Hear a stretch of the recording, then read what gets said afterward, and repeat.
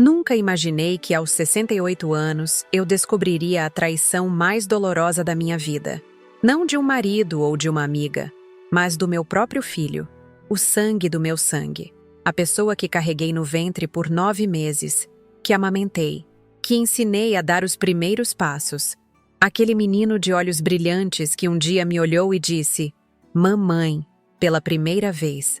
Meu nome é Helena Mendonça, sou de São Paulo. Moro num casarão antigo no bairro Jardins que pertencia aos meus pais. Sempre fui uma mulher discreta, de poucas palavras, mas com uma força interior que poucos conhecem. Trabalhei durante 25 anos no Ministério Público Federal como investigadora, carreira que abandonei para me dedicar à criação do meu filho único, Ricardo, após a morte prematura do meu marido Paulo. A vida não foi fácil, mas construí um patrimônio sólido, administrando com sabedoria a herança que meu marido deixou e investindo em imóveis que se valorizaram ao longo do tempo. Tudo aconteceu num domingo de outono. O céu estava nublado, com aquela garoa fina típica de São Paulo, que parece que vai durar para sempre. Tinha preparado feijoada, o prato favorito do Ricardo. Ele veio almoçar comigo, como fazia uma vez por mês. Não mais que isso. Trouxe a namorada, Letícia, uma moça bonita, sempre muito bem vestida, com aquele tipo de sorriso que nunca chega aos olhos. Algo nela sempre me incomodou, mas sufoquei essa intuição porque queria ver meu filho feliz. O almoço transcorreu normalmente. Ricardo falou sobre seus projetos de abrir uma empresa de consultoria, pediu minha opinião sobre investimentos, perguntou sobre minha saúde com uma insistência que, agora percebo, tinha segundas intenções. "Mãe, tem tomado todos os remédios? Sente alguma tontura? O médico falou algo sobre seu coração?" Na hora, interpretei como preocupação. Que tola eu fui. Quando terminamos de comer, servi café na varanda. As folhas caíam no jardim que Antônio, meu jardineiro de confiança há 15 anos, cuidava com tanto carinho. Ricardo recebeu uma ligação e se afastou para atender, deixando o celular sobre a mesinha de centro. Letícia foi ao banheiro. Fiquei sozinha na varanda, observando as nuvens carregadas, sentindo aquela melancolia típica dos domingos à tarde, quando a solidão parece mais pesada. O celular vibrou. Uma mensagem apareceu na tela. Normalmente, jamais leria algo privado, mas o nome de Letícia piscou junto com palavras que não pude ignorar. Se livrar da sua mãe e pegar essa herança. Meu coração disparou. Com as mãos trêmulas, desbloqueei o celular. Ricardo sempre usou minha data de nascimento como senha, algo que eu achava ser um gesto de carinho. A mensagem completa era ainda pior do que imaginei. "Amor, precisamos acelerar o plano. Quero me livrar logo da sua mãe e pegar essa herança. Já pesquisei sobre aqueles remédios que te falei. Ninguém desconfiaria de uma senhora com problemas cardíacos. Seria considerado morte natural. Senti como se o chão tivesse desaparecido sob meus pés. Minha visão escureceu por um instante e precisei me segurar na cadeira para não cair. Com o coração martelando no peito, rapidamente tirei fotos das mensagens com meu próprio celular e devolvi o aparelho de Ricardo exatamente como estava. Quando ele voltou, seu rosto não mostrava nenhum traço do monstro que havia se revelado nas mensagens. Sorria como o filho que sempre amei. Ofereceu-se para lavar a louça. Perguntou se eu precisava de algo da farmácia. Disse que me ligaria durante a semana. Beijou minha testa ao se despedir. Aquele beijo, que antes me trazia conforto, agora queimava como traição. Assim que saíram, desmoronei. Chorei como não chorava desde a morte do meu marido. Foram horas de um choro convulsivo, abraçando o porta-retratos com a foto de Ricardo criança, tentando entender em que momento perdi meu filho para a ganância. Onde eu havia errado? Teria sido muito permissiva? Ou talvez rígida demais? Será que a ausência do pai criou esse vazio que ele tentava preencher com dinheiro? Quando as lágrimas finalmente secaram, algo mudou dentro de mim. Olhei pela janela e vi que a chuva havia parado. O céu noturno estava limpo e as estrelas brilhavam com uma clareza incomum para São Paulo. Foi como um sinal. Aquela dor lancinante começou a se transformar em algo diferente. Não era apenas tristeza, era indignação, era força. Era a determinação de uma mulher que enfrentou muitos desafios na vida e não seria derrotada pelo próprio filho. Passei a noite em claro, revirando-me na cama, relembrando cada detalhe das mensagens. Morte natural. Eles realmente planejavam me matar. Meu próprio filho. Quando o sol começou a nascer, levantei-me e olhei no espelho. Meus olhos estavam inchados, mas havia uma centelha ali que não existia antes. A investigadora que adormeceu dentro de mim por tantos anos estava desperta novamente. Vesti-me com cuidado, escolhendo um conjunto elegante de calça e blazer que usava nas ocasiões importantes. Penteei meu cabelo grisalho, passei batom e perfume. Se aquele seria o dia em que lutaria pela minha vida, o faria com dignidade. Às 7 da manhã, disquei o número que sabia de cor, embora raramente o utilizasse para assuntos pessoais. Eduardo Vasconcelos atendeu no segundo toque. Não éramos apenas advogado e cliente. Éramos amigos há mais de 3 décadas, desde os tempos em que trabalhávamos juntos no Ministério Público. Ele conhecia Ricardo desde bebê. Foi quem o ensinou a jogar xadrez, quem o aconselhou na escolha da faculdade. Eduardo, preciso te ver hoje. É questão de vida ou morte. Minha voz estava calma, mas ele me conhecia bem o suficiente para perceber a gravidade da situação. Helena, o que aconteceu? Você está bem? Fisicamente, sim, mas não posso falar por telefone. Preciso te mostrar algo pessoalmente, com urgência. Houve uma pausa do outro lado da linha. Eduardo tinha uma agenda sempre lotada, mas sua resposta foi imediata. Estarei no meu escritório às 8h30. Venha direto para lá. Vou cancelar meus compromissos da manhã. Agradeci e desliguei. Peguei minha bolsa, os documentos importantes que guardava no cofre atrás do quadro na biblioteca, incluindo meu testamento atual, e as fotos impressas das mensagens do celular de Ricardo. Antes de sair, olhei uma última vez para o retrato de família sobre a lareira. Paulo, Ricardo e eu, sorridentes numa praia do Guarujá, 15 anos atrás. Ricardo tinha acabado de entrar na faculdade. Éramos felizes, ou pelo menos eu acreditava que fôssemos. O motorista de aplicativo comentou sobre o trânsito enquanto seguíamos para a Avenida Paulista, onde ficava o escritório de Eduardo. Respondi automaticamente, minha mente a quilômetros de distância, repassando o que diria ao meu advogado, as perguntas que precisava fazer, as decisões que teria de tomar. O que Ricardo não sabia, o que ninguém além de Eduardo e alguns poucos colegas do passado sabiam, é que antes de ser apenas a mãe dele, eu fui uma das investigadoras mais respeitadas do Ministério Público Federal. Participei de operações que desmantelaram esquemas de corrupção envolvendo políticos de alto escalão, investiguei lavagem de dinheiro em escala internacional, enfrentei ameaças que me obrigaram a andar com segurança por meses. Abandonei essa vida quando me tornei mãe, mas nunca perdi as habilidades, os contatos, a capacidade de pensar estrategicamente. Enquanto o carro avançava pelo trânsito caótico da cidade, uma certeza crescia dentro de mim. Ricardo havia subestimado a mãe que tentava eliminar. Ele não estava apenas cometendo o pior dos pecados, planejar a morte de quem lhe deu a vida, mas também cometendo o pior dos erros, achar que eu seria uma presa fácil. Quando chegamos ao imponente edifício de vidro espelhado onde ficava o escritório Vasconcelos em Associados, respirei fundo. O que eu estava prestes a fazer mudaria para sempre minha relação com meu filho. Não havia volta, mas também não havia escolha. Era uma questão de sobrevivência e de justiça.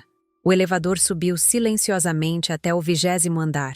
As portas se abriram para a recepção elegante do escritório. A secretária me reconheceu imediatamente e sorriu. Senhora Mendonça, o doutor. Eduardo está esperando a senhora. Pode entrar direto. Caminhei pelo corredor, passando por salas de reunião com paredes de vidro onde advogados jovens discutiam animadamente. Cheguei à porta da sala de Eduardo, onde uma placa discreta exibia seu nome e título. Bati levemente e entrei. Eduardo levantou-se para me receber, mas seu sorriso desapareceu ao ver minha expressão. Conhecíamos um ao outro bem demais para fingir que tudo estava bem. Ele contornou a mesa, puxou uma cadeira para mim e fechou a porta, garantindo nossa privacidade. Helena, você está me assustando. O que aconteceu? Abri minha bolsa, retirei as fotos das mensagens e as coloquei sobre a mesa. Meu filho está planejando me matar, Eduardo. E eu preciso da sua ajuda para fazer algo que nunca imaginei que precisaria fazer. Eduardo permaneceu em silêncio por quase 1 minuto enquanto examinava as fotos das mensagens. Seus olhos percorriam as palavras uma e outra vez, como se procurasse algum sinal de que aquilo pudesse ser uma brincadeira de mau gosto, um engano, qualquer coisa exceto a terrível realidade. Finalmente, ele levantou o olhar. Seus olhos, por trás dos óculos de armação fina, estavam cheios de uma mistura de horror e compaixão. Helena, isso é inacreditável. Tem certeza absoluta que essas mensagens são reais? Que não houve nenhum tipo de manipulação? Nenhum mal-entendido? Balancei a cabeça lentamente. A dor em meu peito era física, como se alguém tivesse introduzido uma lâmina entre minhas costelas. Infelizmente, tenho certeza. Vi com meus próprios olhos no celular dele. E não foi apenas essa mensagem. Quando desbloqueei o aparelho, encontrei uma conversa inteira. Eles vêm planejando isso há meses, Eduardo.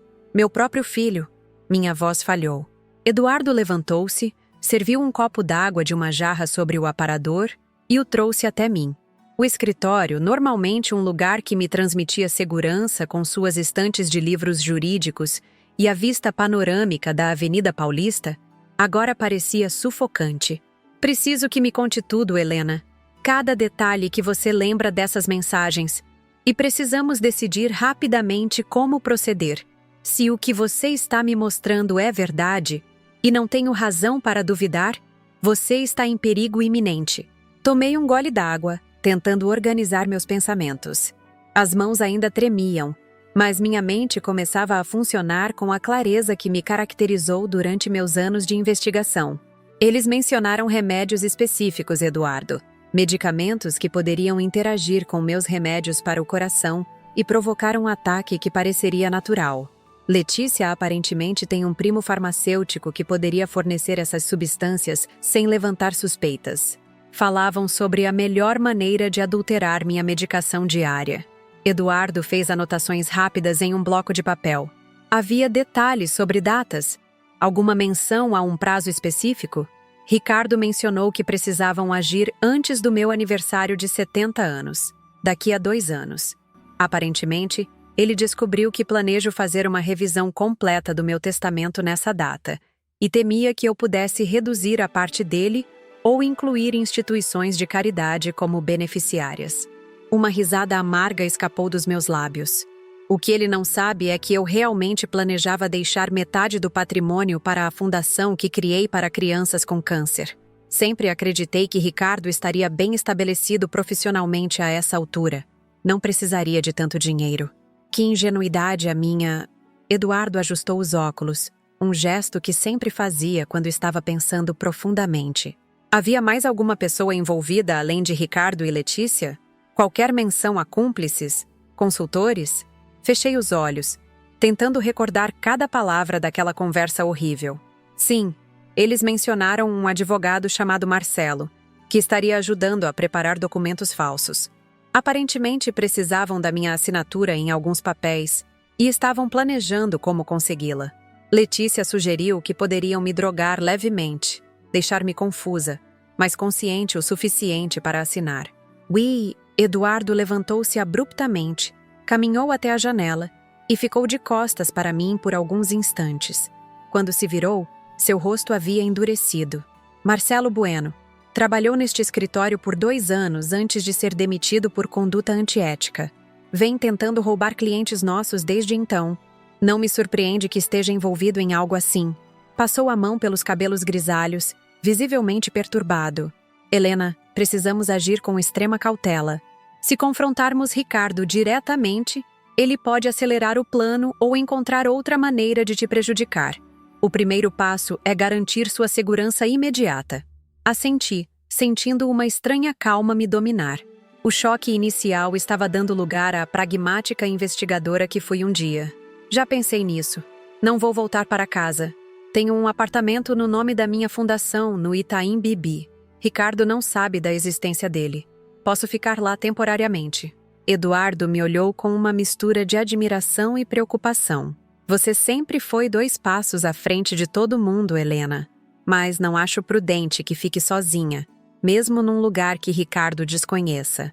E se precisamos coletar provas adicionais contra ele, talvez seja melhor. Completei seu pensamento. Continuar fingindo que não sei de nada. Manter as aparências enquanto construímos um caso sólido. Ele assentiu gravemente. Exatamente. Mas com proteção.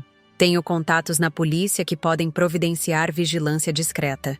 E sugiro fortemente que troquemos seu celular e computadores. Se Ricardo e Letícia estão realmente determinados, podem ter instalado algum tipo de software de monitoramento nos seus dispositivos. A ideia de que meu filho poderia estar espionando minha vida privada me causou uma nova onda de náusea. Respirei fundo, tentando manter a compostura. Há outra coisa, Eduardo. Algo que não mencionei ainda porque é quase insuportável pensar nisso. Inclinei-me para a frente, baixando a voz. Embora estivéssemos sozinhos na sala. Nas mensagens, Ricardo mencionou recursos da fundação. Disse a Letícia que já tinha começado a canalizar fundos para contas no exterior. Acho que ele pode estar desviando dinheiro da minha fundação para crianças com câncer. Eduardo fechou os olhos por um momento, como se a revelação fosse dolorosa demais para processar. Se isso for verdade, Helena, estamos diante de algo muito mais sério que um plano para antecipar uma herança. Estamos falando de crimes financeiros graves, possivelmente envolvendo uma rede de pessoas. Ele abriu uma gaveta, retirou um pequeno dispositivo retangular e o colocou sobre a mesa. Gravador digital de alta precisão. Vou te dar este. Mantenha-o com você sempre que estiver com Ricardo ou Letícia. Se conseguirmos capturar qualquer admissão, mesmo velada, sobre seus planos, isso pode ser crucial. Peguei o dispositivo, sentindo seu peso na palma da minha mão. A realidade da situação me atingiu com força total. Eu estava me preparando para reunir provas contra meu próprio filho. A criança que embalei em meus braços, para quem cantei canções de ninar, que consolei após pesadelos noturnos, agora era a fonte dos meus próprios pesadelos. Há algo mais que precisamos considerar, Eduardo, disse após um momento de reflexão. Se Ricardo está realmente desviando dinheiro da fundação, precisamos proteger as crianças que dependem desses recursos para tratamento. Não posso permitir que inocentes sofram por causa da ganância do meu filho. Eduardo concordou enfaticamente. Vou acionar imediatamente nossa equipe de auditoria forense. Faremos uma investigação discreta das contas da fundação. Rastrearemos qualquer irregularidade. Mas, Helena, você precisa estar preparada para o que podemos descobrir. Olhei pela janela, observando a cidade que se estendia lá embaixo. São Paulo, com suas contradições, sua beleza áspera, seus milhões de histórias entrelaçadas. Em algum lugar naquele labirinto urbano, meu filho planejava minha morte. Estou preparada para enfrentar a verdade, por mais dolorosa que seja. O que não posso é ficar parada enquanto Ricardo destrói vidas, incluindo a própria. Passamos as 2 horas seguintes elaborando um plano detalhado. Eduardo acionou contatos na Polícia Federal e no COAF, Conselho de Controle de Atividades Financeiras. Se havia mesmo um esquema de desvio de recursos, precisaríamos de autoridades competentes envolvidas. Ao meio-dia, recebi um telefonema de Ricardo. Olhei para a tela do celular, sentindo um calafrio percorrer minha espinha. Eduardo fez um gesto encorajador. Respirei fundo e atendi com a voz mais natural que consegui. Oi, filho. Tudo bem? Tudo ótimo, mãe. Só ligando para agradecer pelo almoço de ontem. Letícia adorou a feijoada.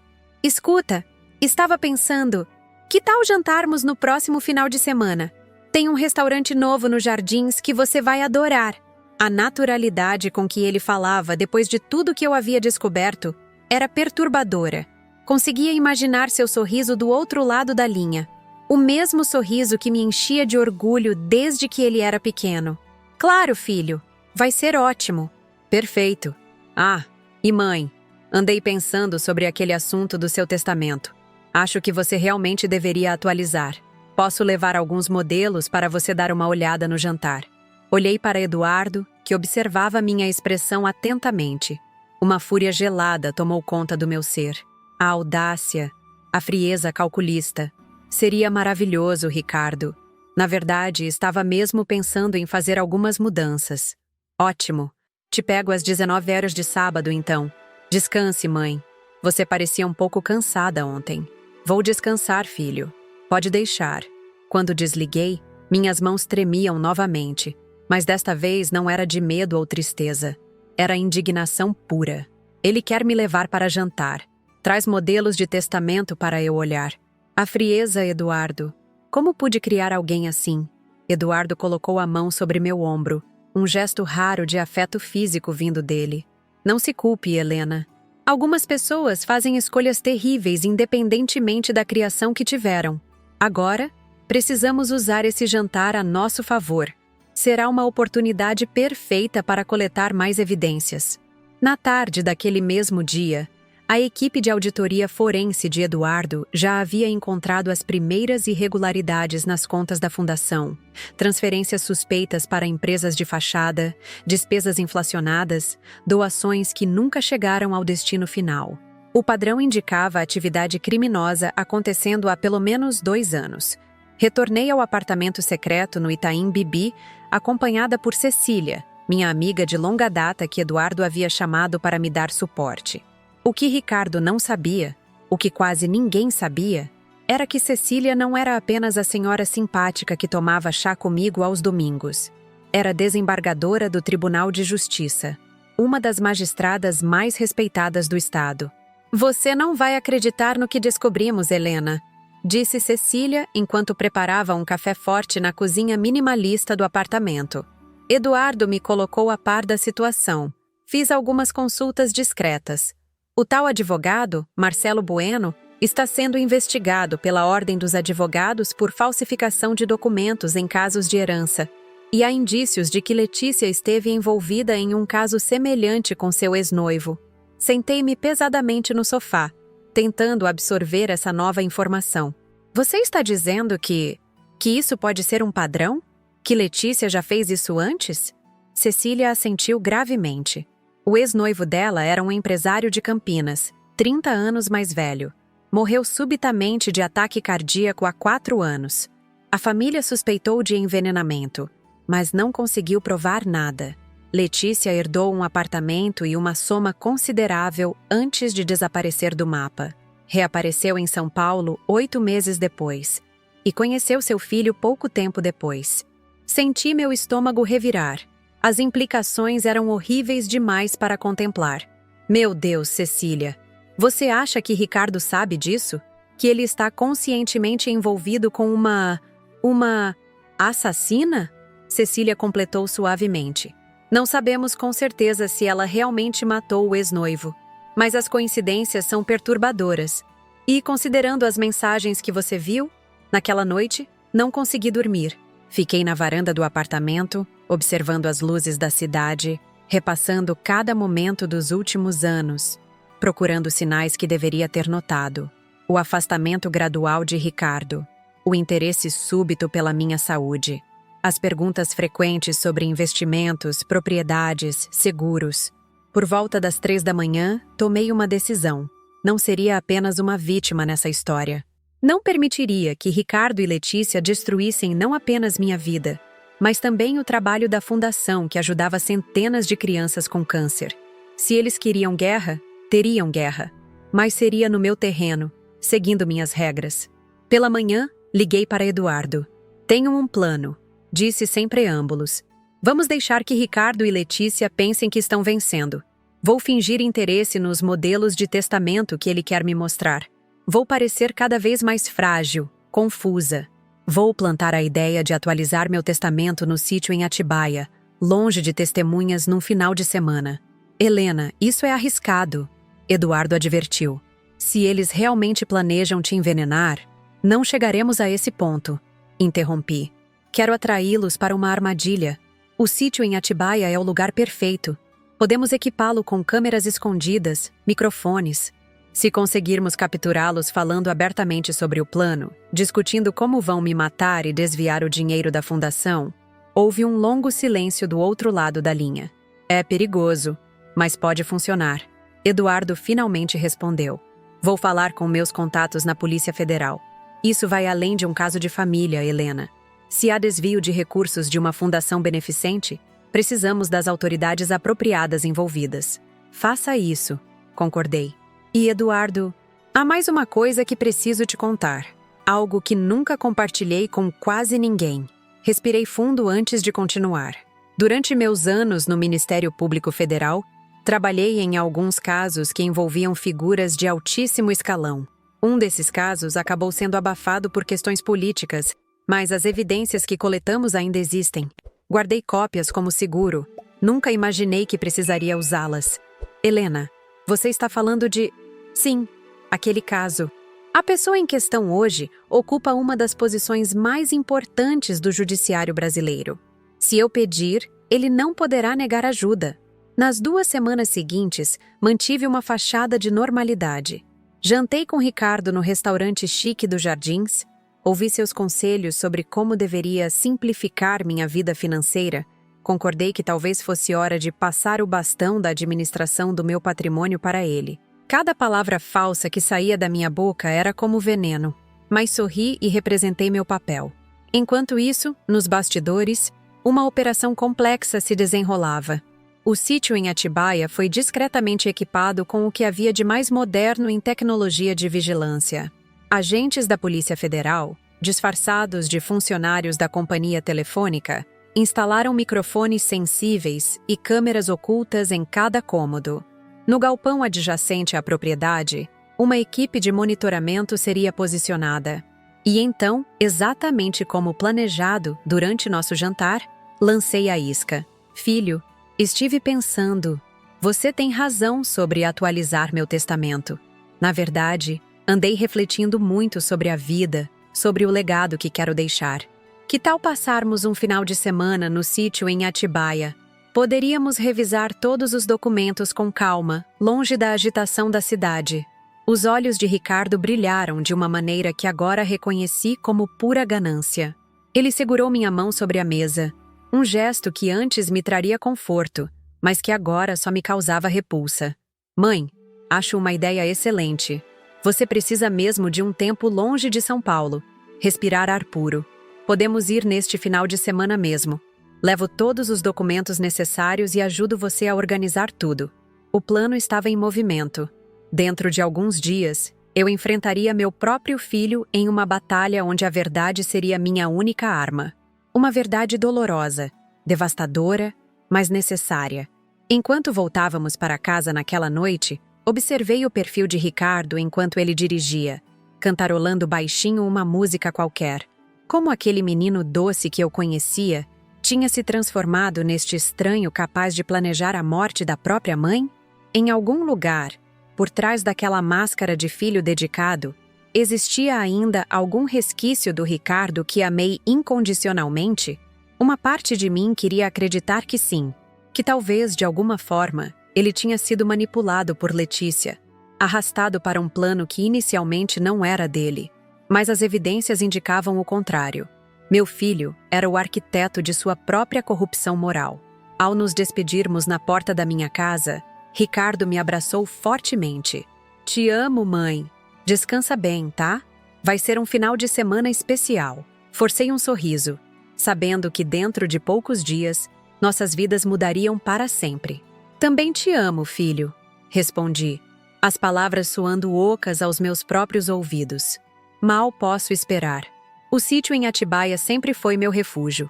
Um pedaço de paraíso a menos de 2 horas de São Paulo. Paulo e eu compramos a propriedade quando Ricardo tinha apenas 5 anos. Eram 3 alqueires de terra com uma nascente própria, pomar de frutas e uma casa principal de estilo colonial, com vigas de madeira expostas e uma varanda que circundava toda a construção. Quantos finais de semana felizes passamos ali, ouvindo o canto dos pássaros, colhendo jabuticabas diretamente do pé, pescando na pequena represa que mandamos construir. Agora, esse lugar de memórias preciosas seria o cenário da confrontação mais dolorosa da minha vida. Cheguei na sexta-feira à tarde, algumas horas antes de Ricardo e Letícia. Precisava verificar se tudo estava preparado conforme o planejado. Antônio, meu fiel jardineiro, que na verdade era um agente disfarçado da ABIN que Eduardo havia designado para minha proteção, me recebeu no portão. "Está tudo pronto, Dona Helena", ele murmurou enquanto carregava minhas malas para dentro.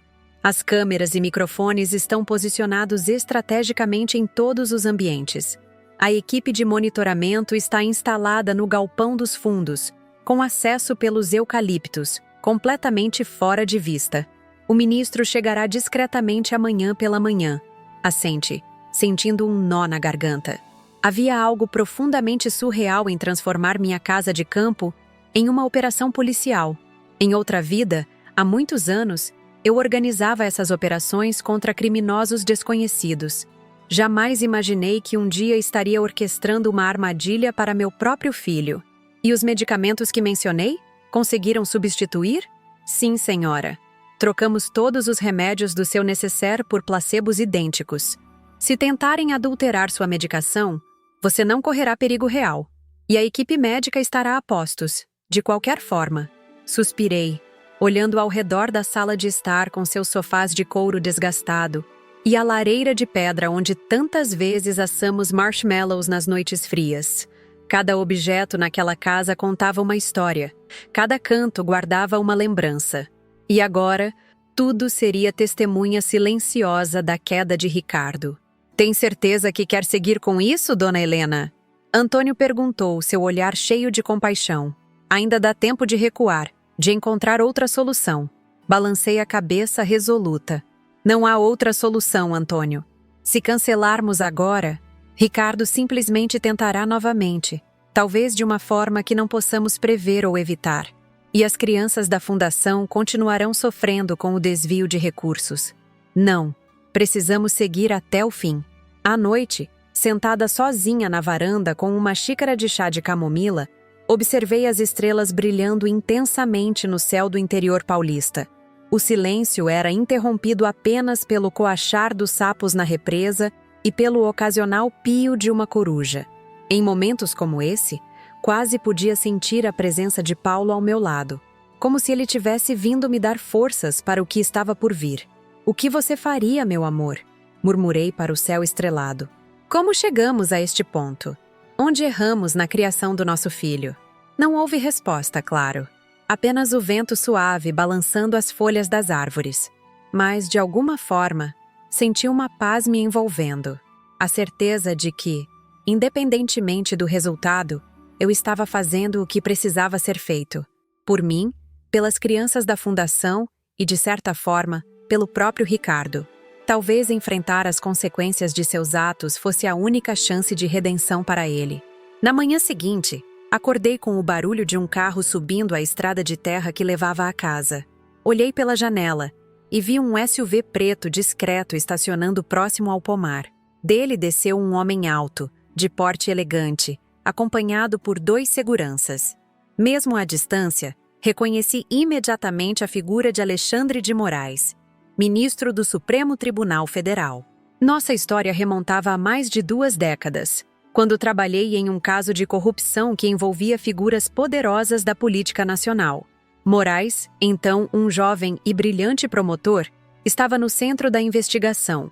Quando o caso foi abruptamente arquivado por pressões políticas, fui eu quem garantiu que as provas mais sensíveis fossem preservadas. Anos depois, essas mesmas provas ajudaram a desbaratar um esquema ainda maior. Desde então, mantivemos um respeito mútuo e uma dívida recíproca. Desci para recebê-lo na cozinha, onde Antônio já havia preparado café fresco. "Helena", o ministro me saudou com um abraço contido.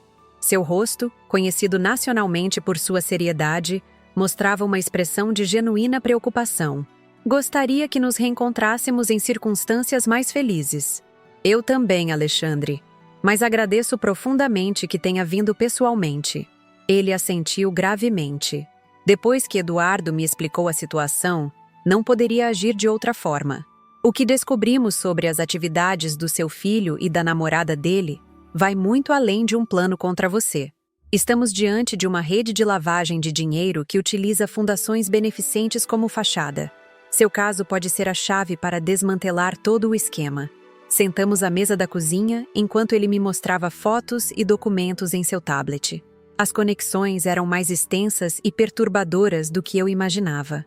Ricardo e Letícia não estavam sozinhos. Havia políticos envolvidos, empresários, outros advogados além de Marcelo Bueno. A Fundação para Crianças com Câncer que criei com tanto amor tinha se tornado apenas uma peça em um tabuleiro muito maior de corrupção.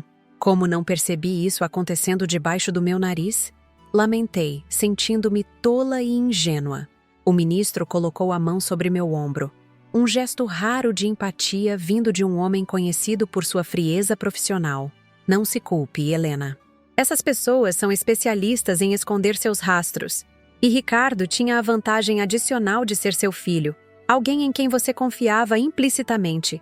Eles usaram seu amor maternal como arma contra você. Por volta do meio-dia, ouvimos o som de outro veículo se aproximando. Meu coração disparou no peito. Era o momento. Eles chegaram, anunciei, a voz mais firme do que esperava. O ministro e seus assistentes se retiraram para o galpão onde a equipe de monitoramento estava instalada. Cecília, que havia chegado discretamente mais cedo, permaneceria na casa, fingindo ser apenas uma amiga que veio passar o final de semana conosco. Forcei um sorriso quando Ricardo e Letícia entraram carregando suas malas. Meu filho me abraçou com entusiasmo, beijando minha bochecha. Mãe, o sítio está lindo como sempre. Letícia, não te falei? Este lugar é um paraíso. Letícia sorriu. Aquele sorriso que nunca alcançava seus olhos.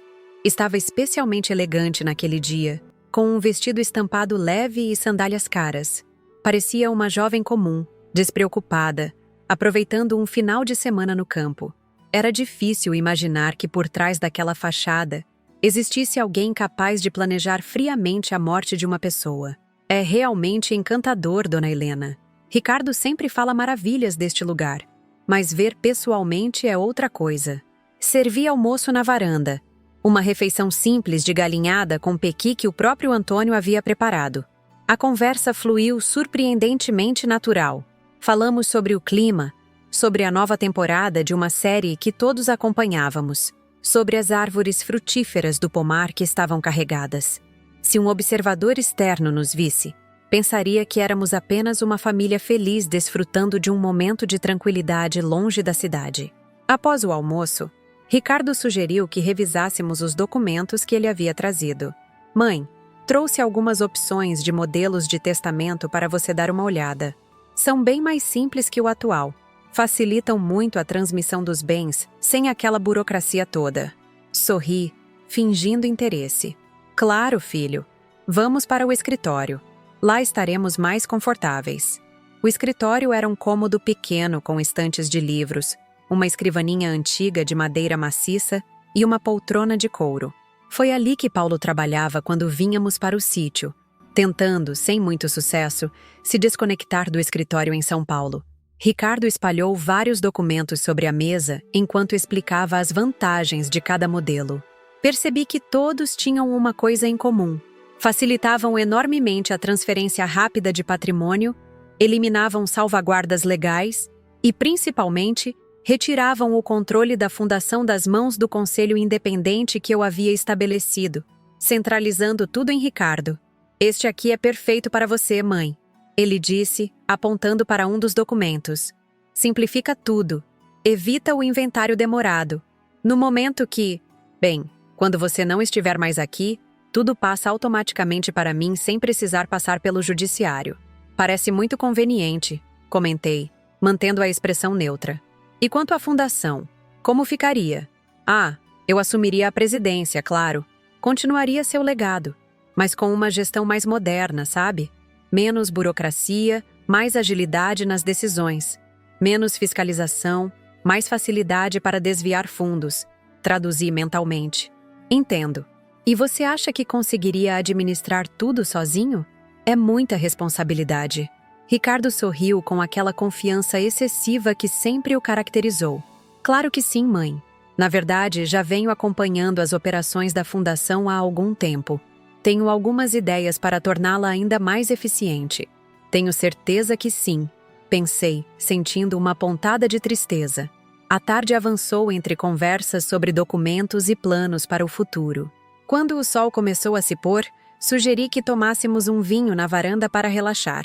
Ricardo se ofereceu prontamente para buscar as taças e abrir a garrafa. Foi nesse momento que o plano começou a se desenrolar como previsto. De acordo com as informações que Eduardo havia coletado, Ricardo e Letícia planejavam me dopar levemente naquela noite, deixando-me confusa o suficiente para assinar documentos sem compreender completamente seu conteúdo. Aceitei a taça que Ricardo me ofereceu, fingindo não notar o breve olhar que ele trocou com Letícia. Tomei um pequeno gole, elogiando o sabor da bebida. Poucos minutos depois, comecei a atuar como se estivesse ficando sonolenta e ligeiramente confusa. Nossa, estou me sentindo estranha. Deve ser o cansaço da semana, murmurei, deixando minha cabeça pender ligeiramente. Por que não deita um pouco no sofá, mãe? Ricardo sugeriu, a preocupação em sua voz soando quase genuína. Você trabalha demais, precisa descansar. Deixei que ele me guiasse até o sofá da sala. Cecília, interpretando perfeitamente seu papel, demonstrou preocupação. Helena, você está bem? Quer que eu chame um médico? Não. É só cansaço. Vou ficar bem depois de um cochilo. Ricardo interveio rapidamente. Não se preocupe, Cecília. Minha mãe às vezes fica assim, especialmente depois de beber vinho. Eu cuido dela. Fingi adormecer, mantendo a respiração lenta e regular. Através das pálpebras semicerradas, observei Ricardo fazer um gesto para Letícia, que saiu discretamente da sala e retornou minutos depois com uma pasta. Ela está completamente apagada, sussurrou Ricardo. O remédio funcionou mais rápido do que esperávamos. Ótimo, respondeu Letícia, sua voz agora desprovida da doçura afetada que usava quando falava comigo. Vamos fazer isso logo. Você trouxe os documentos originais? Sim, estão todos aqui. E mais alguns que preparei caso surja a oportunidade. Se conseguirmos a assinatura dela em todos, resolvemos tudo de uma vez. Ouvi o som de papéis sendo manuseados, cadeiras sendo arrastadas para perto do sofá onde eu estava. E quanto à velha amiga dela? Não vai interferir? Perguntou Letícia. Cecília. Ela foi tomar banho.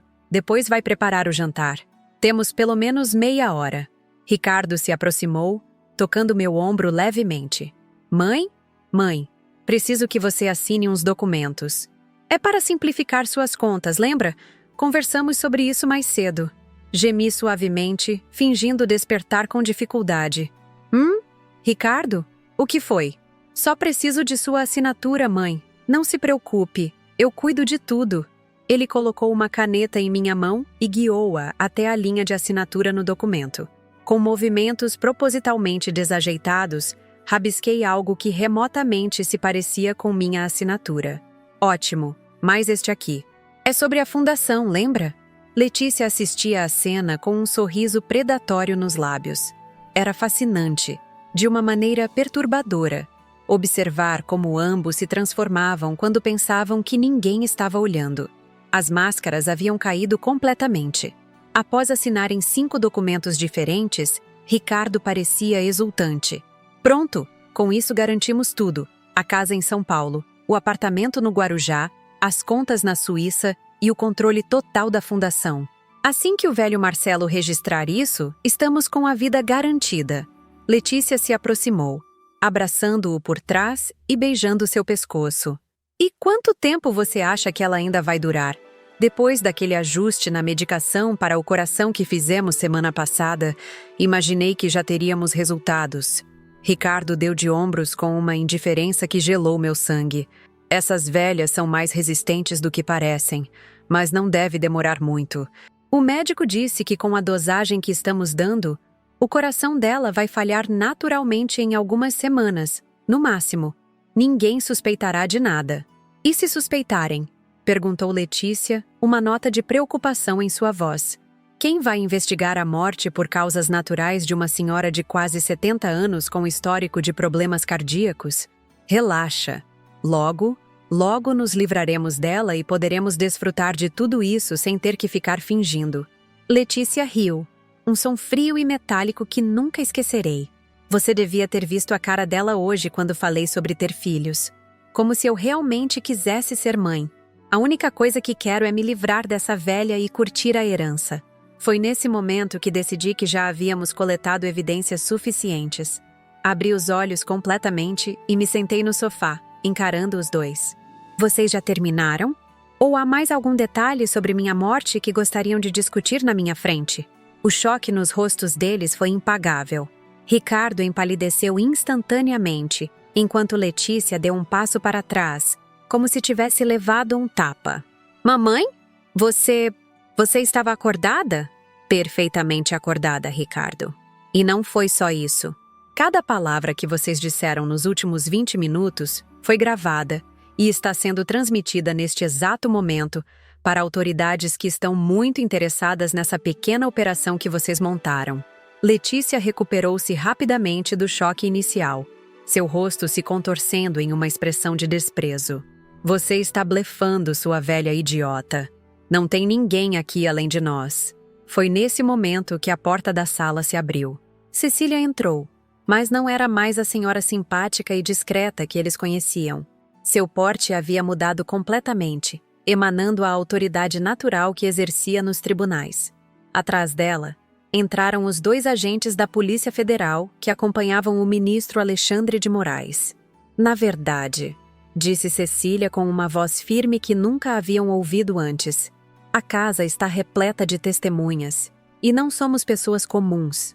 A porta dos fundos se abriu e o próprio ministro Alexandre de Moraes entrou na sala, seguido por Eduardo e mais 2 delegados federais.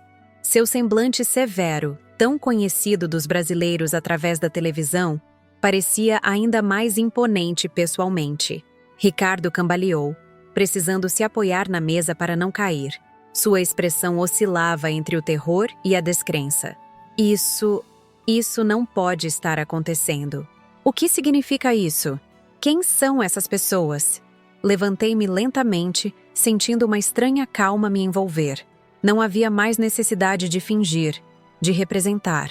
Pela primeira vez em semanas, podia ser simplesmente eu mesma. Isso, meu filho, é justiça.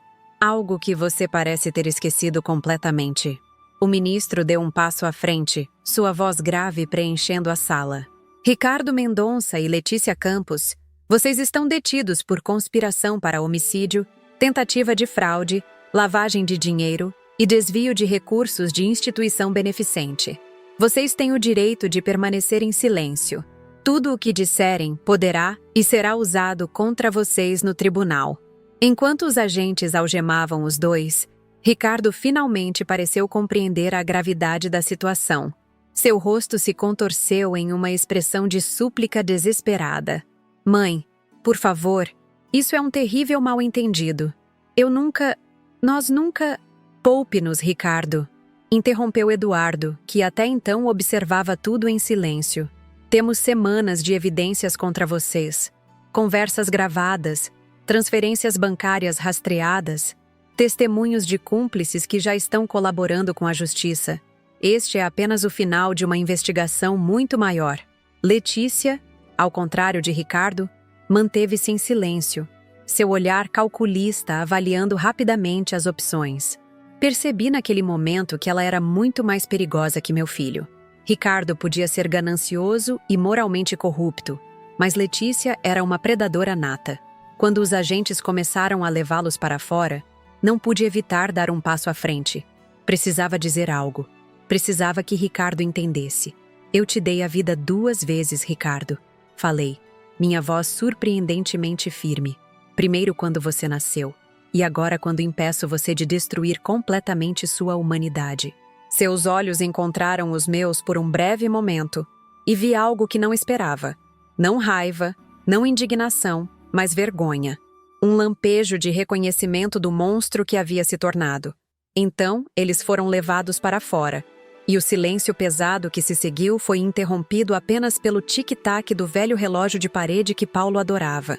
O ministro se aproximou, sua expressão um pouco mais suave agora. Senhora Helena, sua coragem hoje não apenas salvou sua vida, mas ajudará a desmantelar uma rede criminosa que vem operando há anos no país. Sei que o preço pessoal foi imenso, mas quero que saiba que sua ação fará diferença na vida de muitas pessoas inocentes. Assenti lentamente, sentindo o peso daquelas palavras. O preço havia sido alto. Perder meu filho, descobrir que o amor que dediquei a ele durante toda a vida não foi suficiente para moldar seu caráter. Mas também havia uma estranha sensação de libertação. A verdade, por mais dolorosa que fosse, estava finalmente exposta. O que acontece agora? Perguntei, olhando pela janela onde o último raio de sol tingia o horizonte de vermelho. Agora? Respondeu Eduardo, colocando gentilmente a mão em meu ombro. Começa o processo de reconstrução. Para você, para a fundação e talvez algum dia, até mesmo para Ricardo. Os dias que se seguiram à prisão de Ricardo e Letícia passaram como um borrão indistinto de depoimentos, reuniões com promotores e noites insones. Voltei para São Paulo em um estado de torpor emocional, como se meu corpo estivesse presente, mas minha alma tivesse ficado perdida em algum lugar naquela estrada de terra em Atibaia. A casa nos jardins, antes um refúgio acolhedor cheio de memórias, agora parecia um museu de uma vida que não me pertencia mais. Cada fotografia de Ricardo nas paredes, cada objeto que ele tocou, cada canto onde brincamos juntos, tudo havia sido contaminado por uma nova realidade que eu ainda lutava para aceitar. Uma semana após a prisão, recebi a visita de Eduardo e Cecília. Sentamos no jardim, o lugar onde sempre me senti mais próxima de Paulo, como se as plantas que ele ajudou a escolher mantivessem algo de sua essência. As investigações estão avançando rapidamente, informou Eduardo, seu tom profissional ligeiramente suavizado pela preocupação com meu estado. Ricardo está detido em uma cela especial na Polícia Federal. Letícia está em outra unidade. Descobrimos mais do que esperávamos, Helena. Cecília estendeu a mão sobre a mesa de jardim, seus dedos tocando levemente os meus. Você está pronta para ouvir? Podemos fazer isso outro dia, se preferir. Balancei a cabeça, endireitando os ombros. Não, preciso saber tudo. Por pior que seja. Eduardo abriu uma pasta que trouxera, mostrando documentos, fotografias e relatórios financeiros. O esquema era muito maior e mais antigo do que imaginávamos. Começou aproximadamente 4 anos atrás, quando Ricardo conheceu Letícia em um evento beneficente da fundação. Ela já tinha um histórico. Confirmamos que o ex-noivo dela realmente morreu em circunstâncias suspeitas, embora nunca tenham conseguido provar nada. Mas o mais chocante, continuou ele, é que eles não estavam sozinhos. Havia uma rede inteira operando através de diversas fundações beneficentes no país. O modus operandi era sempre o mesmo: infiltrar-se em instituições de caridade legítimas, ganhar a confiança dos administradores, assumir gradualmente o controle financeiro e desviar recursos. Cecília complementou. Sua fundação foi apenas uma entre dezenas. O esquema total movimentou mais de 200 milhões de reais nos últimos 5 anos. Dinheiro que deveria ter ido para tratamento de crianças com câncer, pesquisas médicas, programas de alimentação em comunidades carentes. Fechei os olhos por um momento, a magnitude da perversidade me atingindo como um golpe físico. Não era apenas traição pessoal, era uma crueldade calculada contra os mais vulneráveis. E Ricardo? Ele sabia de tudo isso? Era realmente parte ativa desse esquema? Eduardo hesitou, trocando um olhar com Cecília. Helena, não há forma suave de dizer isso. As evidências indicam que Ricardo não foi manipulado por Letícia, como talvez fosse consolador acreditar. Na verdade, em muitos aspectos, ele era o mentor. Encontramos correspondências datadas de antes mesmo dele conhecê-la, onde ele já consultava especialistas sobre como assumir o controle da fundação após sua morte. O silêncio que se seguiu foi interrompido apenas pelo canto de um sabiá em alguma árvore próxima. Uma parte de mim queria gritar, outra queria negar, refutar as evidências, encontrar alguma explicação alternativa que me permitisse preservar, ainda que fragmentada, a imagem do filho que amei. Mas a investigadora que fui um dia não permitiria essa autoilusão. Entendo, respondi finalmente, minha voz surpreendentemente calma. E o que acontece agora? O ministro Alexandre de Moraes está pessoalmente supervisionando o caso, explicou Cecília. Dada a extensão do esquema e o envolvimento de figuras públicas, o processo está correndo sob sigilo de justiça. Ricardo e Letícia foram formalmente indiciados por tentativa de homicídio, associação criminosa, lavagem de dinheiro, estelionato e desvio de recursos. A pena pode chegar a 30 anos. 30 anos. Meu filho passaria potencialmente o resto da vida útil atrás das grades. O menino que embalei, que ensinei a andar de bicicleta, a quem sequei as lágrimas após o primeiro coração partido na adolescência, agora um homem condenado a envelhecer em uma cela. Há mais uma coisa, Helena, disse Eduardo, sua voz subitamente mais grave. Ricardo pediu para vê-la. Levantei o olhar, surpresa. Ele quer me ver? Por quê? O que ele disse? Não entrou em detalhes. Apenas insiste que precisa falar com você pessoalmente. A decisão, é claro, é inteiramente sua. Nos dias que se seguiram, a notícia do esquema começou a vazar para a imprensa, apesar do sigilo judicial. Não mencionavam nomes, mas falavam de uma organização criminosa sofisticada que desviava recursos de instituições beneficentes. Recebi inúmeras ligações de jornalistas, que Eduardo habilmente desviou. Por 2 semanas, ignorei o pedido de Ricardo para me ver. Concentrei-me em trabalhar com auditores para avaliar o real impacto na fundação, garantir que os tratamentos das crianças não fossem interrompidos, restabelecer controles financeiros adequados. O trabalho era uma forma de anestesia para a dor que carregava. Numa manhã de terça-feira, enquanto tomava café na varanda, recebi um telefonema inesperado. Era do presídio onde Ricardo estava detido. Um suicídio havia sido tentado na noite anterior. Ricardo não obteve sucesso, mas estava hospitalizado sob vigilância. Aquela notícia quebrou algo dentro de mim. Apesar de tudo, a traição, o plano para me matar, os crimes contra crianças inocentes, ele ainda era meu filho. A imagem dele sozinho em uma cama de hospital, confrontando finalmente o abismo que havia criado, era insuportável. Naquela mesma tarde, dei entrada no complexo penitenciário da Polícia Federal. O processo de revista e identificação foi frio e impessoal, como se eu fosse apenas mais uma visitante anônima, não a mãe do detento que havia tentado tirar a própria vida. Um agente me conduziu por corredores cinzentos até a ala hospitalar. Chegando lá, hesitei na porta. Ricardo estava deitado, um braço conectado a um soro, o outro algemado à cama. Seu rosto, antes sempre tão cuidadosamente barbeado e bronzeado, agora estava pálido e com a barba por fazer. Parecia ter envelhecido 10 anos em poucos dias. Quando me viu, seus olhos se arregalaram em descrença. Mãe, você veio mesmo. Sua voz estava rouca, frágil, tão diferente do tom confiante que sempre usava. Aproximei-me lentamente, sentando na cadeira ao lado da cama. Não sabia o que dizer, então simplesmente esperei. Eu não acreditei quando disseram que você tinha aceitado me ver, continuou ele, evitando meu olhar. Depois de tudo, eu não esperava. Tentou se matar, Ricardo, respondi, minha voz mais dura do que pretendia. O que esperava que eu fizesse? Ele fechou os olhos por um momento, uma lágrima solitária escorrendo pelo rosto magro. Não sei, talvez que sentisse alívio, que pensasse que era justo, que o mundo estaria melhor sem mim. E você realmente acredita que sua morte apagaria tudo o que fez? Que me traria algum tipo de paz? Ricardo virou o rosto para a parede, seu corpo tremendo ligeiramente. Não sei mais o que acreditar, mãe. Quando aquela porta se abriu no sítio e vi todas aquelas pessoas, quando percebi que você sabia de tudo, que tinha me enganado, que tinha montado aquela armadilha, foi como acordar de um pesadelo para descobrir que a realidade é ainda pior. Respirei fundo, lutando contra o nó na garganta. Você planejou me matar, Ricardo. Seu próprio pai deve estar se revirando no túmulo. Como pôde? Como chegou a esse ponto?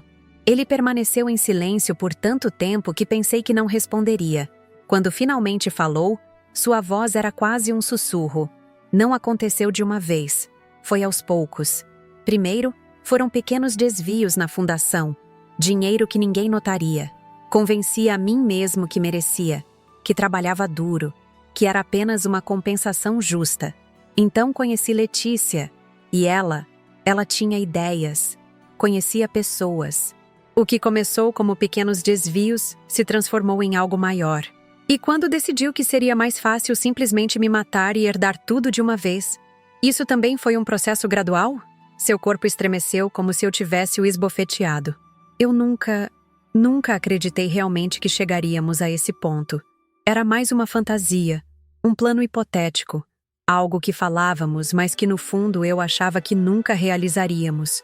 Pelo menos foi o que me disse a mim mesmo. Mas vocês tentaram, Ricardo. Vocês adulteraram meus remédios. Vocês pesquisaram maneiras de provocar um ataque cardíaco que parecesse natural. Isso vai muito além de uma fantasia hipotética. Ele virou-se para mim então, seus olhos vermelhos de choro contido. Eu sei. E não tenho desculpas, não tenho justificativas. A verdade, mãe, a verdade horrível, é que me perdi em algum momento do caminho. Me tornei alguém que não reconheço, alguém que meu pai teria desprezado, alguém que você tem todo o direito de odiar. Ficamos em silêncio por vários minutos. O único som vindo do aparelho de monitoramento cardíaco e do ocasional passar de passos no corredor externo. Não te odeio, Ricardo, disse finalmente, surpresa com a verdade contida nessas palavras. Sinto raiva, decepção, tristeza profunda, mas não ódio. Você ainda é meu filho, por mais que tenha me ferido. Estendi a mão hesitantemente e toquei a dele. Estava fria e trêmula. Mas também não posso te proteger das consequências dos seus atos. Vou visitar você quando puder. Vou garantir que tenha um advogado competente para defender seus direitos legais. Mas não vou interferir no curso da justiça. Ele assentiu lentamente. É mais do que mereço. Mais do que jamais poderia esperar. Antes de sair, entreguei a ele um envelope que havia trazido. O que é isso? Perguntou confuso. Uma carta. Quero que leia quando estiver sozinho. E também isto. Coloquei ao lado do envelope uma fotografia antiga, amarelada pelo tempo. Mostrava Ricardo aos 6 anos, sorrindo largamente com o uniforme do time de futebol infantil, Paulo e eu ao seu lado, orgulhosos e felizes.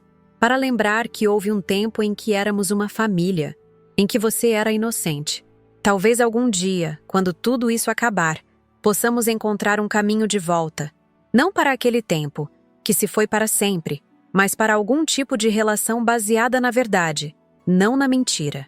Saí do hospital penitenciário sentindo um peso estranho no peito. Não mais leve, mas diferente.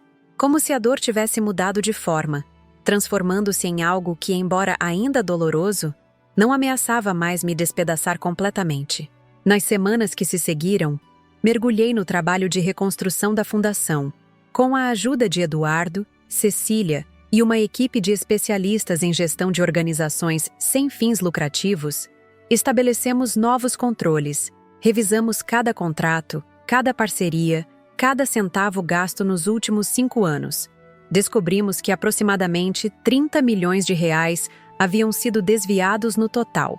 Dinheiro que deveria ter financiado tratamentos, comprado equipamentos, contratado médicos especialistas. O impacto em vidas humanas era incalculável. Foi durante esse processo que recebi um telefonema surpreendente do ministro Alexandre de Moraes. Helena, estou ligando porque surgiu uma situação que exige sua atenção imediata. Durante as investigações sobre as atividades de Ricardo, descobrimos algo que acredito que você deveria saber pessoalmente antes que se torne público. Seu tom grave me preocupou. O que foi, ministro? Encontraram algo ainda pior? Não exatamente. Na verdade, é algo completamente inesperado. Prefiro não discutir por telefone. Poderia vir ao meu gabinete amanhã pela manhã? É um assunto delicado. No dia seguinte, fui recebida no imponente edifício do Supremo Tribunal Federal em Brasília. O gabinete do ministro Moraes era austero, funcional, refletindo a personalidade do homem que o ocupava. Helena, obrigado por vir. Ele me cumprimentou, indicando uma cadeira à sua frente. O que vou lhe mostrar agora foi descoberto durante a análise forense dos computadores apreendidos na residência de Ricardo. Ele deslizou uma pasta sobre a mesa. Abria com apreensão, esperando encontrar mais evidências de crimes, mais provas da depravação moral do meu filho.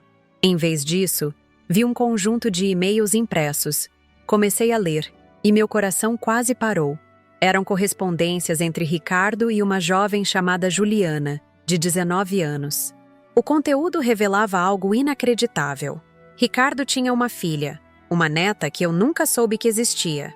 Isso não pode ser verdade, murmurei atordoada. É verdade, confirmou o ministro. Verificamos meticulosamente. Quando Ricardo tinha 22 anos, teve um breve relacionamento com uma funcionária da sua casa. Uma moça chamada Carla que trabalhava temporariamente como auxiliar de limpeza. Ela engravidou, mas nunca contou a Ricardo. Mudou-se para Salvador, onde criou a menina sozinha. Infelizmente, Carla faleceu há 2 anos, vítima de câncer. E essa moça, Juliana, ela sabe sobre Ricardo? Sim. Aparentemente, pouco antes de morrer, Carla contou tudo à filha. Juliana, que estuda medicina na Universidade Federal da Bahia, conseguiu rastrear Ricardo através das redes sociais e entrou em contato por e-mail há aproximadamente 1 ano. Os dois vinham se correspondendo desde então. Folheei as páginas, lendo trechos das mensagens. Ricardo parecia genuinamente interessado em conhecer a filha, enviava dinheiro regularmente para ajudar nos estudos, perguntava sobre seu bem-estar. Era uma faceta dele que eu jamais imaginaria existir. Ela sabe da prisão dele? Perguntei. Ainda não. A investigação é sigilosa e ela está em Salvador. Achamos que você deveria saber primeiro, tomar uma decisão sobre como proceder. Naquela mesma tarde, fiz uma ligação que mudaria o curso da minha vida mais uma vez. Juliana atendeu após 3 toques, sua voz jovem soando confusa ao ouvir meu nome. Dona Helena? A mãe do Ricardo? Sim, querida. Sei que deve ser um choque receber minha ligação, mas preciso muito conversar com você. Há coisas importantes que você precisa saber e eu gostaria muito de conhecer minha neta. 3 dias depois, recebi Juliana em minha casa nos Jardins. A semelhança com Ricardo quando jovem era impressionante. Os mesmos olhos, o mesmo formato de rosto. Mas havia uma doçura em sua expressão, uma gentileza genuína que me lembrou Paulo. Nossa conversa foi difícil, dolorosa. Contei tudo. Os crimes de Ricardo, a prisão, a tentativa de suicídio.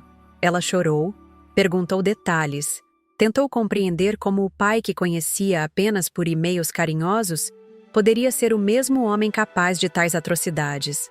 Eu tinha tantos planos, disse ela, enxugando as lágrimas. Íamos nos encontrar nas minhas férias. Ele prometeu me ajudar a conseguir um estágio em São Paulo. Tomei suas mãos entre as minhas, sentindo uma conexão imediata com essa jovem que era sangue do meu sangue. Juliana, sei que acabamos de nos conhecer e que nada disso é fácil. Mas se você quiser, se permitir, eu gostaria de fazer parte da sua vida.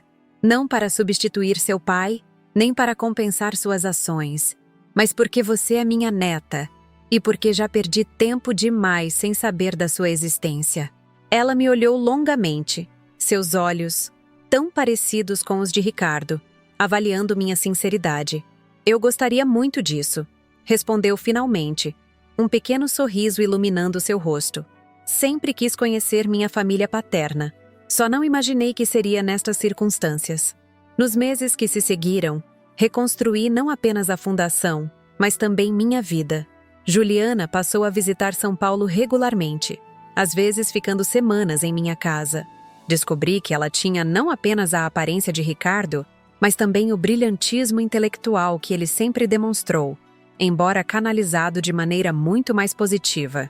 Em um desenvolvimento que nem eu poderia prever, Juliana revelou ter talento não apenas para a medicina, mas também para a gestão. Começou a me ajudar na reestruturação da fundação, trazendo ideias frescas, energia jovem e uma perspectiva única. Afinal, ela conhecia em primeira mão o impacto que instituições de saúde podiam ter na vida das pessoas, tendo perdido a mãe para o câncer. 1 ano após a prisão de Ricardo, recebi um convite surpreendente. O ministro Alexandre de Moraes, impressionado com o trabalho de recuperação que fizemos na fundação, propôs que eu assumisse a presidência do recém-criado Conselho Nacional de Fiscalização de Entidades Beneficentes, um órgão vinculado ao Ministério da Justiça dedicado a prevenir fraudes em instituições sem fins lucrativos. Sua experiência, tanto profissional quanto pessoal, faz de você a pessoa ideal para este cargo, explicou ele durante um jantar formal em Brasília. Ninguém compreende melhor a importância de garantir que o dinheiro destinado a causas nobres chegue realmente a quem precisa. Aceitei a posição, com uma condição: que Juliana pudesse trabalhar ao meu lado como assistente executiva, conciliando com seus estudos de medicina. O ministro concordou prontamente. A cerimônia de posse foi realizada no Palácio da Justiça, com a presença de autoridades, representantes de fundações de todo o Brasil e, para minha surpresa, dezenas de crianças, pacientes atuais e antigos da fundação que havia criado tantos anos antes. Em seu discurso, o ministro Moraes mencionou minha história pessoal sem entrar em detalhes sensíveis, referindo-se ao caso apenas como um exemplo extraordinário de como a justiça, mesmo quando começa dentro de casa, pode transformar o sistema como um todo. Naquela noite, enquanto assistia ao noticiário que cobriu o evento, recebi uma carta da penitenciária. Era de Ricardo. Ele havia visto a cerimônia pela televisão de sua cela. A carta era breve, mas sincera. Mãe, vi você hoje, resplandecente em sua nova missão. Há uma amargura em saber que fui eu quem, involuntariamente, a colocou nesse caminho. Mas também há um estranho conforto em pensar que, de alguma forma distorcida, algo de bom surgiu de minha queda. Juliana me visita regularmente. Ela é extraordinária. Tem o seu coração e a sua força. Talvez, através dela, algo da nossa família sobreviva além dos erros que cometi. Não peço perdão. Sei que algumas coisas estão além do perdão. Mas agradeço por não me abandonar completamente, por me permitir conhecer minha filha, por manter viva a possibilidade, ainda que remota, de um dia encontrar redenção. Com arrependimento e gratidão, Ricardo. Dobrei a carta cuidadosamente e a guardei na gaveta da escrivaninha, onde mantinha as fotografias antigas da família. Não havia respostas fáceis. Não havia finais perfeitos para uma história como a nossa.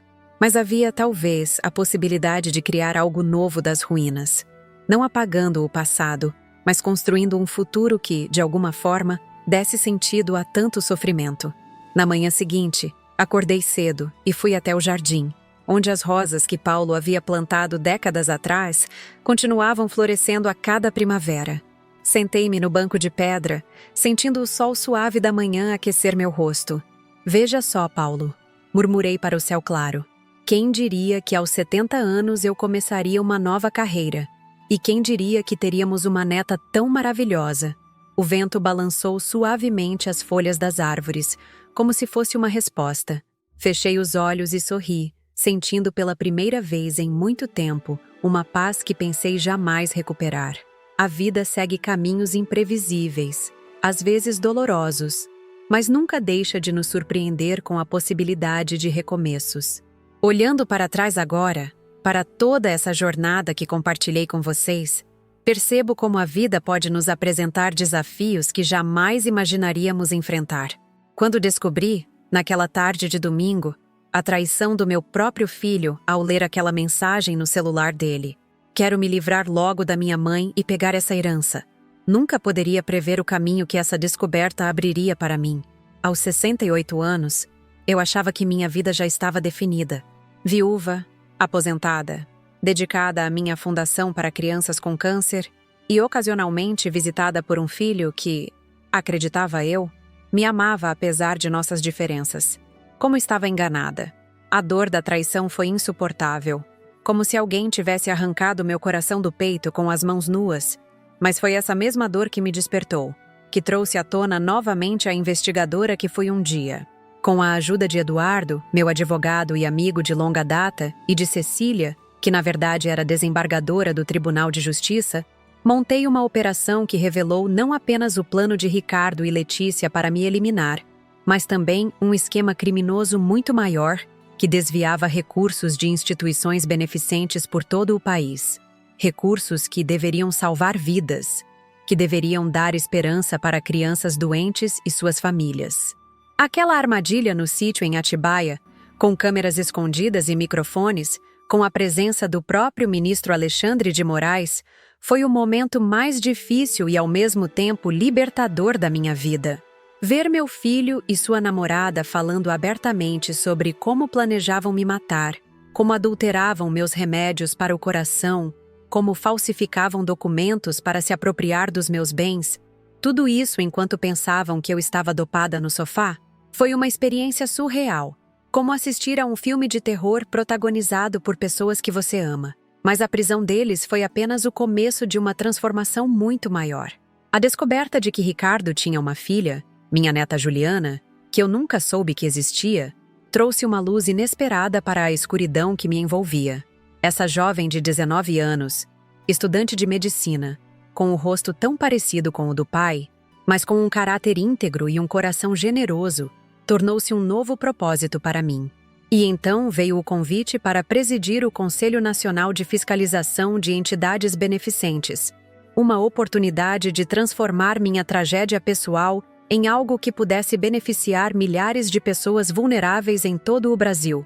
Com Juliana ao meu lado como assistente executiva, conseguimos implementar sistemas de controle que já recuperaram milhões de reais desviados e garantiram que instituições legítimas possam cumprir suas missões sem serem sabotadas por criminosos como meu filho se tornou. Ricardo cumpre sua pena, enfrentando as consequências de suas escolhas. Nosso relacionamento, agora baseado na verdade e não mais em mentiras, é complexo e doloroso, mas não desprovido de esperança. As visitas à penitenciária são difíceis, mas necessárias, tanto para ele quanto para mim. E suas cartas, especialmente depois de ver minha posse no noticiário, mostram que talvez, apenas talvez, haja possibilidade de redenção, mesmo para os erros mais graves. O que aprendi com tudo isso? Que nunca é tarde para recomeçar, que a verdade, por mais dolorosa que seja, é sempre o caminho mais saudável. Que famílias podem ser destroçadas pela ganância, mas também reconstruídas pelo amor e pela coragem. E que, às vezes, precisamos perder quase tudo para descobrir uma nova missão na vida. Hoje, aos 70 anos, divido meu tempo entre Brasília, onde trabalho no Conselho, e São Paulo, onde mantenho minha casa nos Jardins. A mesma casa que Ricardo e Letícia tanto cobiçavam. O quarto de hóspedes agora é o quarto de Juliana, decorado com pôsteres médicos e fotografias de Salvador, sua cidade natal.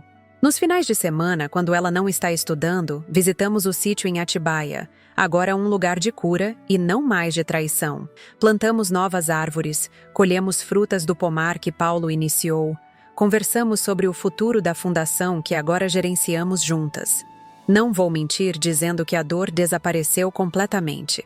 Há noites em que ainda acordo chorando, revivendo em pesadelos o momento em que li aquela mensagem no celular de Ricardo. Há dias em que passo horas olhando álbuns de fotografias antigas, tentando entender em que momento perdi meu filho para a ganância, em que ponto ele decidiu que minha vida valia menos que meu dinheiro.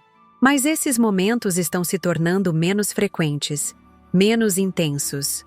A vida segue caminhos surpreendentes.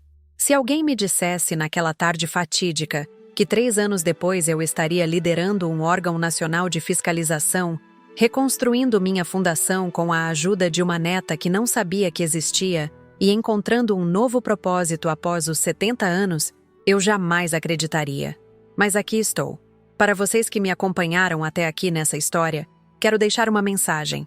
Não importa a idade, não importa quão devastadora seja a traição que você enfrenta, sempre há um caminho adiante. Pode não ser o caminho que você planejou, pode ser doloroso e cheio de obstáculos, mas existe. E percorrê-lo com coragem, honestidade e dignidade faz toda a diferença. Se minha história tocou você de alguma forma, gostaria de pedir alguns minutos a mais do seu tempo. Este canal, Vovó Lembrou, não é apenas um espaço para compartilhar histórias impactantes como a minha. É um lugar onde pessoas reais encontram coragem para revelar suas verdades, suas lutas, suas superações. Cada vídeo que publicamos exige pesquisa, produção, edição Um trabalho minucioso para garantir que essas histórias sejam contadas com o respeito e a profundidade que merecem. Por isso, peço que se inscreva no canal se ainda não o fez. Um simples clique no botão de inscrição significa muito para nós. Significa que você valoriza essas narrativas de vida, que quer continuar ouvindo vozes como a minha, compartilhando experiências que podem inspirar, alertar ou simplesmente fazer companhia a quem passa por situações semelhantes. Além disso, seu like neste vídeo ajuda a amplificar nossa mensagem, a alcançar mais pessoas que talvez precisem ouvir exatamente esta história neste momento de suas vidas. E os comentários? Os comentários são verdadeiros tesouros para nós. Conte-nos o que sentiu ao ouvir minha história. Você já enfrentou uma traição familiar? Como lidou com isso? O que faria no meu lugar? Sua perspectiva é valiosa e enriquece nossa comunidade.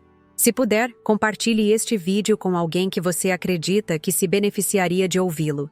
Às vezes, uma história como a minha pode ser exatamente o que uma pessoa precisa para encontrar forças para enfrentar sua própria situação difícil. E se minha história realmente tocou você, se tirou lágrimas dos seus olhos ou provocou reflexões profundas, considere nos apoiar através do Valeu Demais, nossa forma de receber doações para manter o canal funcionando e trazendo novos conteúdos diariamente. Cada contribuição, por menor que seja, faz uma diferença enorme. Ela nos permite continuar buscando histórias importantes, produzindo vídeos de qualidade e ampliando nosso alcance. Esse apoio financeiro é fundamental para cobrir os custos de produção, pesquisa e toda a logística necessária para trazer até você narrativas autênticas e impactantes como a que compartilhei hoje. Fazer essa doação é muito simples. Basta clicar no botão Valeu Demais, que aparece abaixo do vídeo. Você pode escolher o valor com o qual se sente confortável para contribuir. Cada centavo é investido diretamente na produção de mais conteúdo de qualidade para o canal Vovó Lembrou. Agradeço de coração por ter dedicado seu tempo a ouvir minha história. Não foi fácil reviver esses momentos, expor feridas tão profundas e pessoais. Mas se minha experiência puder ajudar mesmo que seja uma única pessoa a reconhecer sinais de perigo, a valorizar a verdade acima das aparências ou a encontrar força para recomeçar, então cada lágrima derramada ao narrar esses eventos terá valido a pena. Lembre-se, não importa a sua idade, não importa quão devastadora seja a traição que você enfrenta, você ainda tem capítulos importantes para escrever na sua história. E nós, aqui no Vovó Lembrou, estaremos sempre aqui para ouvir, compartilhar e apoiar sua jornada. Até o próximo relato e muito obrigada por ter chegado até aqui comigo.